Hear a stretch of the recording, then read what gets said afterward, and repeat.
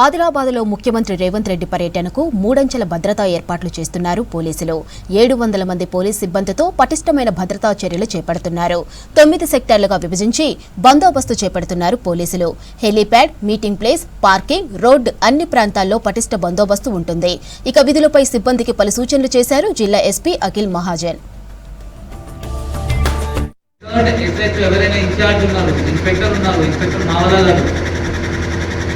You are the in charge for the country. చూసుకోండి, రేపు ఇబ్బంది లేకుండా చూసుకోండి. They should not enter in to the convoy. మళ్ళీ RAMP అక్కడ ఉన్నారు. సో ఆ కాన్వాయ్ ప్రొటెక్షన్ అతను చూసుకుంటారు. బట్ మిగిలిన వేరే వెహికల్స్ లోపల రాదు. బట్ ఈ హెలిప్యాడ్ కొంచెం టిపికల్గా ఉంది. సో ఐ రిక్వెస్ట్ మళ్ళీ ఈరోజు పోయి అక్కడ చూడండి. మీకు రోప్ కావాలా, రోప్తో సహా మీకు ఏమైనా బ్యారికేడ్ అక్కడ ఇంకా ఎక్కువ కావాలా, ఒకసారి పోయి చూస్తే మీకు క్లారిటీ వస్తుంది. దాని తర్వాత అక్కడి నుంచి హెలిప్యాడ్ బయలుదేరి అక్కడ ఒకటి ఫైర్ అంబులెన్స్ ఉంటుంది, ఒకటి అంబులెన్స్ ఉంటుంది. అది కూడా ఉందా లేదా అది ఒకసారి కన్ఫర్మ్ చేసేది. లేదంటే లోకల్ ఎస్ఎంఎస్తో మీరు మాట్లాడి కంట్రోల్. రాష్ట్రంలో ఇప్పటి వరకు 2 విడతలుగా పంచాయతీ ఎన్నికలకు సంబంధించిన నామినేషన్ల స్వీకరణ ప్రక్రియ పూర్తయి ఇవాల్టి నుంచి 3వ దశ నామినేషన్లు స్వీకరిస్తున్నారు. అన్ని నామినేషన్ల కేంద్రాల దగ్గర అభ్యర్థుల హడావిడి కనిపించింది. అవాంఛనీయ సంఘటనలు జరగకుండా పోలీసులు బందోబస్తు ఏర్పాట్లు చేశారు. రాష్ట్రంలో 3వ విడత ఎన్నికలు 182 మండలాల్లోని 4159 సర్పంచ్ స్థానాలకు నామినేషన్ల స్వీకరణ కొనసాగుతుంది. ఇక ఈ నెల 5న నామినేషన్ల స్వీకరణకు చివరి తేదీగా నిర్ణయించారు. డిసెంబర్ 6న 3వ విడత పంచాయతీ ఎన్నికలకు సంబంధించిన నామినేషన్లు పరిశీలిస్తారు. డిసెంబర్ 9న నామినేషన్లు ఉపసంహరిస్తారు. ఈ నెల 11, 14, 17వ తేదీల్లో రాష్ట్ర వ్యాప్తంగా పంచాయతీ ఎన్నికలు జరగనున్నాయి. మేడారం సమ్మక్క సారలమ్మ జాతరను ప్లాస్టిక్ రహితంగా నిర్వహించాలని ప్రభుత్వం సంకల్పించినా క్షేత్రస్థాయిలో అమలుకు నోచుకోవడం లేదు. వరంగల్ నగరం నుంచి విచ్చలవిడిగా సింగిల్ యూజ్ ప్లాస్టిక్ మేడారం జాతరకు తరలి విక్రయాలు జరుపుతున్నారు. అధికారులు చూసి చూడనట్టుగా వదిలేయటం వల్ల సర్కారు లక్ష్యం నీరుగారుతుందని పర్యావరణవేత్తలు అంటున్నారు.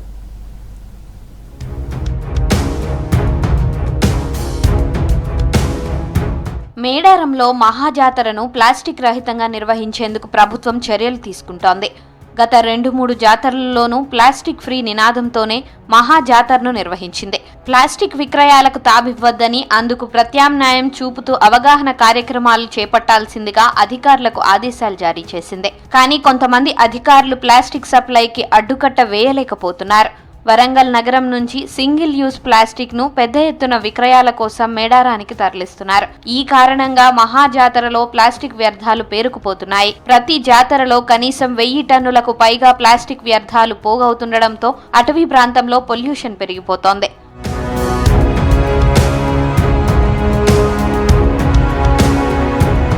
వరంగల్ నగరంలోని Beat Bazaar, Pinnavari street, tailor street, పాత బీటు బజార్, వరంగల్ చౌరస్తా నుంచి ప్లాస్టిక్ హోల్సేల్ విక్రయ నిర్వాహకులు గుట్టుగా సింగిల్ యూజ్ ప్లాస్టిక్ ను సరఫరా చేస్తున్నారు. Old Beet Bazaar, Shivanagar, Enumamula, Warangal railway gate ప్రాంతాల్లో గోదాంలు నడిపిస్తున్నారు.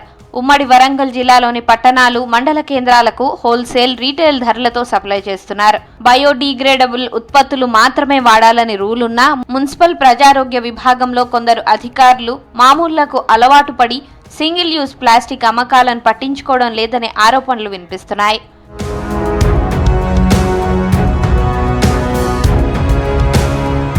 పర్యావరణ శాఖ నిబంధనల ప్రకారం 120 మైక్రాన్లు లేదా అంతకంటే ఎక్కువ మందం కలిగిన ప్లాస్టిక్ బ్యాగ్స్ మాత్రమే వినియోగించాలని ఆదేశాలున్నాయి. గతంలో 75 మైక్రాన్ల మందం కలిగిన ప్లాస్టిక్కు అనుమతి ఉండేది. కానీ 2023 జనవరి నుంచి 120 మైక్రాన్లకు అనుమతిస్తూ కేంద్ర పర్యావరణ శాఖ ఆదేశాలిచ్చింది. కానీ క్షేత్రస్థాయిలో మాత్రం ఆ నిబంధన అమలు కావడం లేదు. ప్లాస్టిక్ ను అధికారులు నియంత్రించకపోతే కాలుష్యం పెరిగిపోయే ప్రమాదం ఉందని పర్యావరణవేత్తలు అంటున్నారు. వరంగల్ నుండి వెళ్ళే ప్లాస్టిక్ గ్లాసులు కానీ, ప్లాస్టిక్ ప్లేట్లు కానీ అనేకం వరంగల్ నుంచి వెళ్ళి తరలించబడుతుంది. కాబట్టి అక్కడ మట్టిలో ఆ ప్లాస్టిక్ కలవదు, కాబట్టి కాలుష్యం పెరుగుతుంది. కాబట్టి దీనిపైన వరంగల్ నుండి వెళ్ళి ఎక్కువగా ప్లాస్టిక్ పోకుండా అరికట్టాలని చెప్పి అధికారులను, ప్రభుత్వాన్ని డిమాండ్. చిరు వ్యాపారదారులంతా వరంగల్ హన్మకొండ ప్రాంతం నుంచే వెళ్తారు. ఇక్కడి నుంచే తినుబండారాలు కానీ వాటిని మోసుకెళ్లేటువంటి ప్లాస్టిక్ అంతా ఇక్కడి నుంచే వరంగల్ హన్మకొండ నుంచే అక్కడికి దిగుమతి అవుద్ది. విచ్చలవిడిగా రోజువారీగా వాడటం వేరు, మొత్తం లక్షలాది మంది ప్లాస్టిక్ని తీసుకెళ్లి మేడారం ప్రాంతంలో వేయడం వేరు. అది అత్యంత దారుణమైనటువంటి పరిస్థితికి దారితీస్తుంది. ఆ ప్రాంతంలోనే కాకుండా దాని చుట్టుపక్కల ఉన్నటువంటి అనేక ప్రాంతాలు ఈరోజు కాలుష్యమయంగా మారి రాబోయే రోజుల్లో ఇది పెద్ద ప్రమాదంగా పరిణమించేటువంటి పరిస్థితి ఉంది. మేడారంలో సింగిల్ యూజ్ ప్లాస్టిక్ వాడకంతో పర్యావరణం దెబ్బతింటుందని అధికారులకు అనేక సార్లు ఫిర్యాదులు చేసినా చర్యలు తీసుకోవడం లేదని సామాజిక కార్యకర్తలు అంటున్నారు. ఈ ప్లాస్టిక్ నియంత్రణ పైన దృష్టి సారించి ఈ జరగబోయే మేడారం జాతరలో కఠినంగా వ్యవహరించాలి. ఈ అనాధికారికంగా ఎవరైతే హోల్సేల్ షాపులు కానీ లేకపోతే అనాధికారికంగా ఎవరైతే ఫ్యాక్టరీలు ఉంటాయో ముఖ్యంగా మొదటగా ఫ్యాక్టరీల పైన చర్యలు తీసుకోవాలని నేను కోరుకుంటున్నాను. మేడారం మహాజాతరను ప్లాస్టిక్ ఫ్రీగా నిర్వహించేందుకు అధికారులు తగిన చర్యలు తీసుకోవాలని జనం కోరుతున్నారు. యాదాద్రి భువనగిరి జిల్లా చౌటప్పల్ మండలంలోని రైతులకు, మత్స్యకారులకు ఫార్మా కంపెనీలు శాపంగా మారాయి. వర్షాలతో చెరువుల నుండి జలకల సంతరించుకుందన్న సంతోషం మరవకముందే ఫార్మా కంపెనీలు వదిలిన రసాయనాలతో చెరువులు కలుషితమయ్యాయి. లక్కారం చెరువు కాలుష్యంతో నిండిపోవడంతో ఆందోళన చెందుతున్నారు గ్రామస్తులు.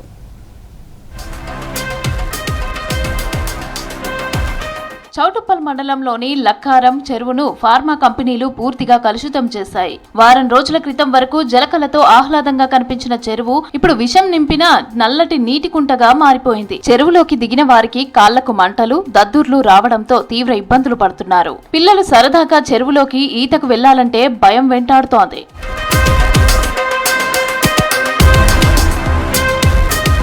చౌటుప్పల్ మండలంలో ఫార్మా పరిశ్రమల ఏర్పాటు పెరగడంతో భూమి, గాలి, నీరు భారీగా కలుషితమవుతున్నాయన్న ఆరోపణలు వినిపిస్తున్నాయి. వర్షాలతో లక్కారం చెరువు నిండి పొంగి పొర్లుతూ ఉండగా ఇదే అవకాశంగా భావించిన ఫార్మా పరిశ్రమలు చెరువులోకి వచ్చే కాలువల ద్వారా లక్షల లీటర్ల వ్యర్థ జలాలను వదిలారని స్థానికులు చెబుతున్నారు.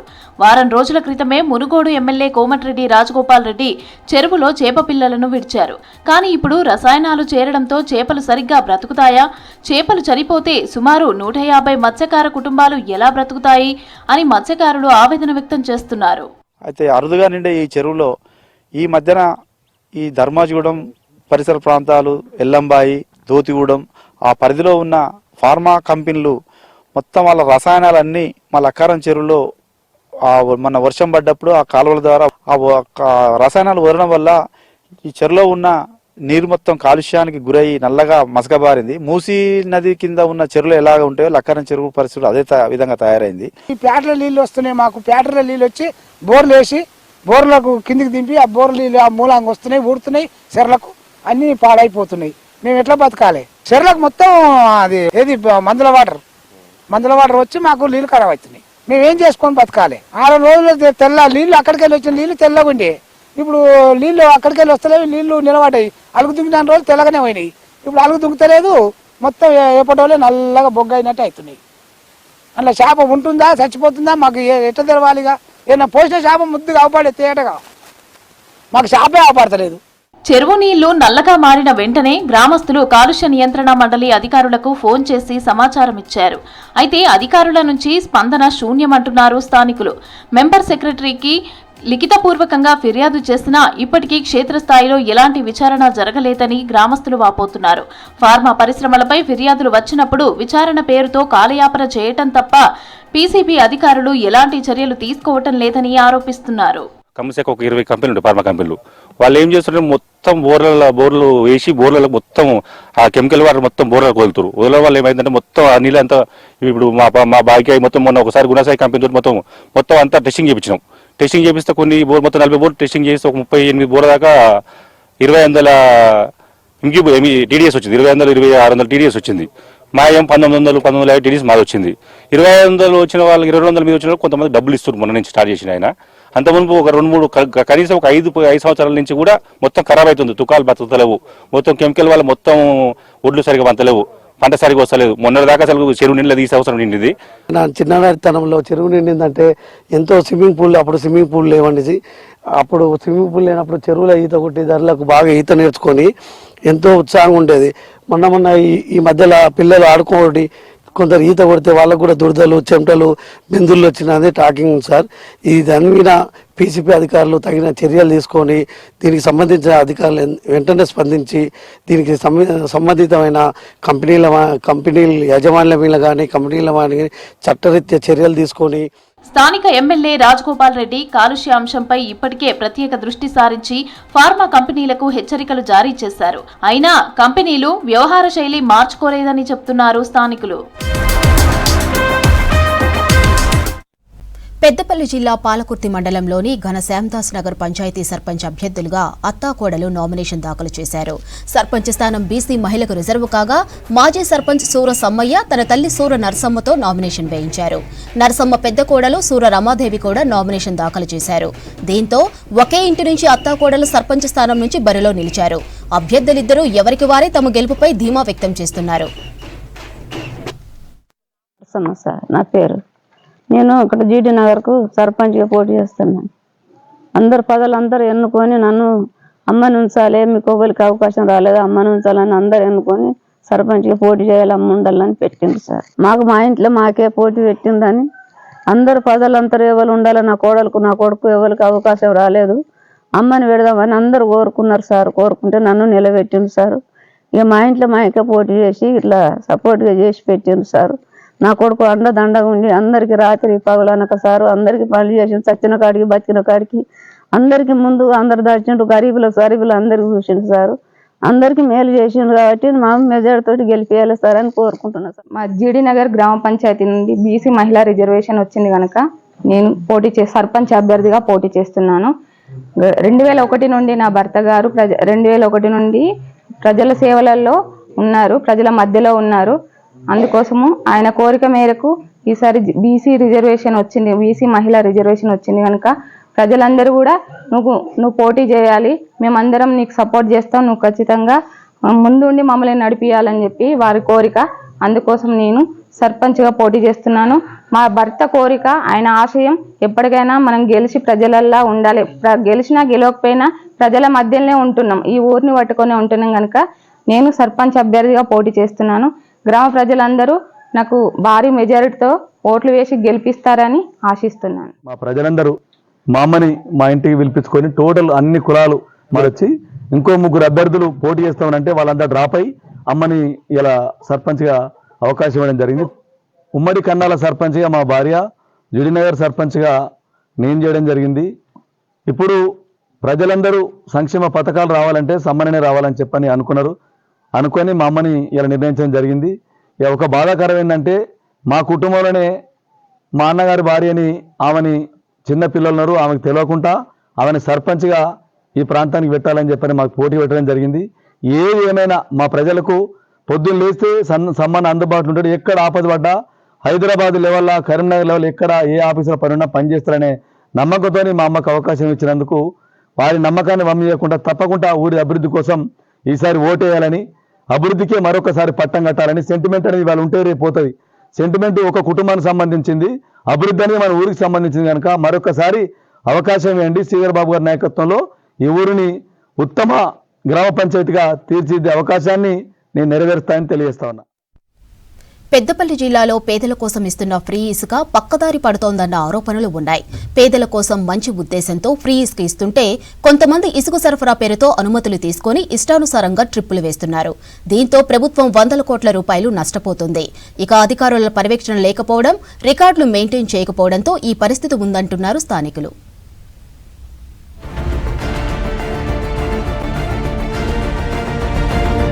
పెద్దపల్లిలో దాదాపు 19 ఇసుక క్వారీలు ఉన్నాయి. కానీ ప్రస్తుతం వీటి నుంచి ఇసుక తీయడం లేదు. దీంతో గోదావరి, మానేరు నదుల నుంచి ఇసుక తవ్వకాలు జరుగుతున్నాయి. పేదలకు ఉచితంగా ఇసుక ఇవ్వాలన్న నిర్ణయంతో ఈ తవ్వకాలు జరుగుతున్నాయి. అయితే పేదలకు ఇసుక పేరుతో దందా నడుస్తోందన్న ఆరోపణలు ఉన్నాయి.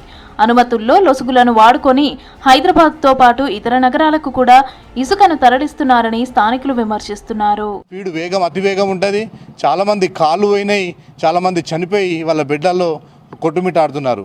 కాబట్టి వీటన్నింటినీ దృష్టిలో పెట్టుకొని ఏదైతే ప్రభుత్వం మళ్ళీ ఇసుక నిబంధనలు కేవలం జియో నెంబర్ 15 ఆఫ్ క్లాస్ 3 ప్రకారంగా మైనింగ్ మినరల్ యాక్ట్ జియో ప్రకారంగా అక్కడ ఇచ్చింది ఓన్లీ స్థానిక అవసరాల కోసం మాత్రమే క్లాస్ 3 ప్రకారంగా లోకల్ నెసెసిటీ మాత్రమే ఇసుక తీయాలని ఇచ్చిండ్రు.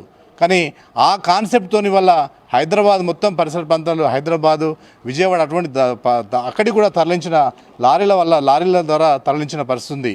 కాబట్టి ఓన్లీ స్థానిక అవసరాల మట్టుకే ఇసుక తీసుకునే పరిస్థితి ఉండాలి తప్ప ఎట్టి పరిస్థితుల్లో కూడా ఈ ఇసుకను మళ్ళీ లారీల ద్వారా ఉపయోగించి మరి లారీల ద్వారా తీసుకొచ్చి మరి ఇసుకను తరలించడం వల్ల రైతులు, భూగర్భ జలాలు పూర్తిగా అడుగుంటాయి.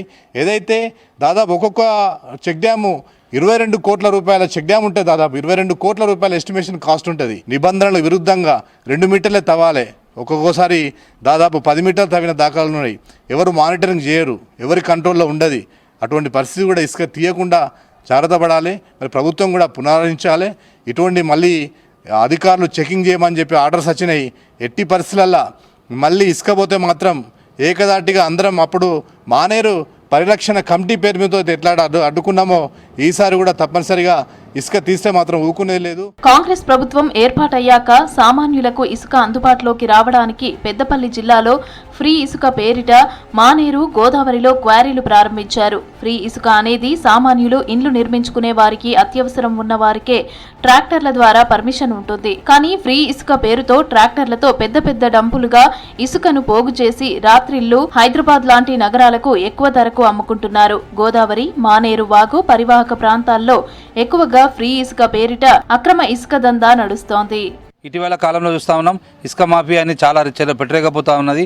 మరి ఏదైతే గృహ అవసరాలకు మాత్రమే ఇసుకని ప్రభుత్వం అనుమతి ఇవ్వాలి, కానీ ఇప్పుడు ఇసుక మాఫియా రెచ్చిపోయి ఏదైతే ఇసుక లారీలు కానివ్వండి, ఆటోలు హైదరాబాద్ వంటి ప్రాంతాలకు తరలించి ఇసుకని మరి తోడేస్తా ఉన్నారు. పెద్దపల్లి జిల్లాలో గతంలో 19 ఇసుక క్వారీలు ఉండేవి. అందులో గత 2 నెలల వరకు మంతని మండలం, అడవిసోమన్పల్లి, ముత్తారం మండలం, ఖమ్మంపల్లి ఈ 2 ఇసుక క్వారీలు మాత్రమే అధికారికంగా నడిచాయి.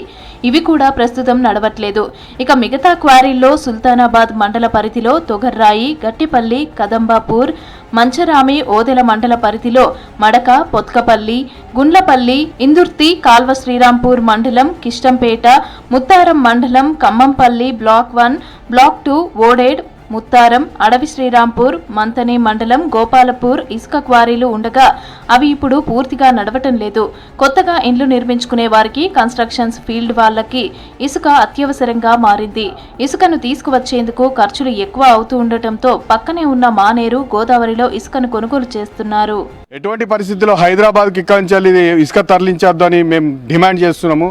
ఇలాగిట్ట మీరు తరలించి చేస్తే సంబంధిత అధికారులకు ఇటువంటి విన్నపం చేసుకుంటాం. అంతేకాకుండా వీళ్ళు ఏ విధంగా ఇసుక చౌర్యం చేస్తున్నారంటే అక్కడున్న ట్రాక్టర్లతోని ఒడ్డుకు ఉపయోగించి ఒడ్డు కాంచెల్లి 100 ట్రాక్టర్లు రోజు 100 ట్రాక్టర్లు ఆ మానేరు ఒడ్డుకే పోపించి అక్కడనే డంపింగ్ చేసి లారీల తరలిస్తున్నారు.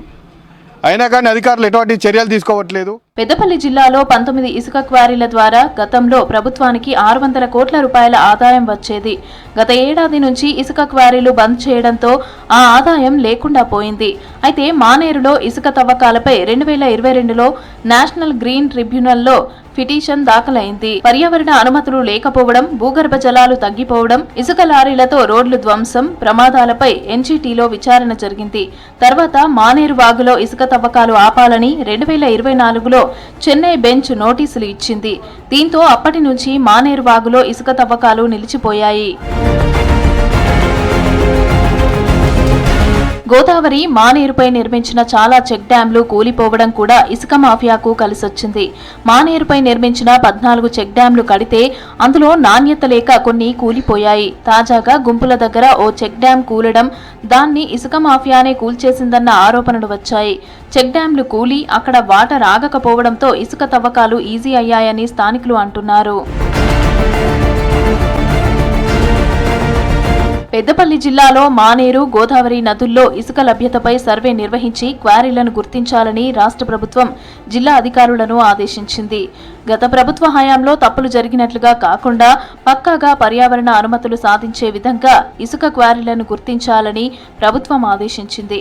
కలెక్టర్, గనులు, భూగర్భ, నీటిపారుదల, సర్వే అండ్ ల్యాండ్స్, భూగర్భ జల, అటవీ శాఖల అధికారులు కలిసి జాయింట్ సర్వే చేయాలని ఆదేశించారు.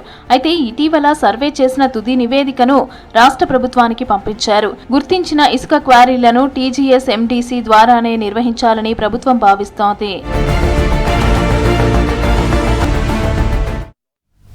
సంగారెడ్డి జిల్లా కేంద్రంలోని మహబూబ్ సాగర్ డంపు యార్డుగా మారింది. ఉదయం సాయంత్రం సేద తీరేందుకు మహబూబ్ సాగర్ వస్తున్న జనానికి దుర్వాసంతో ఇబ్బంది తప్పడం లేదు. జిల్లా కేంద్రంలోని అతిపెద్ద చెరువు కంపు కొడుతున్నా పట్టించుకోవడం లేదు అధికారులు. కట్టపైనే చెత్త పోస్తూ ఉండటంతో నడవలేని పరిస్థితి నెలకొంది. ఇక చెరువులో నీరు సైతం పొల్యూట్ అయిపోయి భూగర్భ జలాలు కలుషితమవుతున్నాయన్నారు. సంగారెడ్డి వాసులు ఆందోళన చెందుతున్నారు.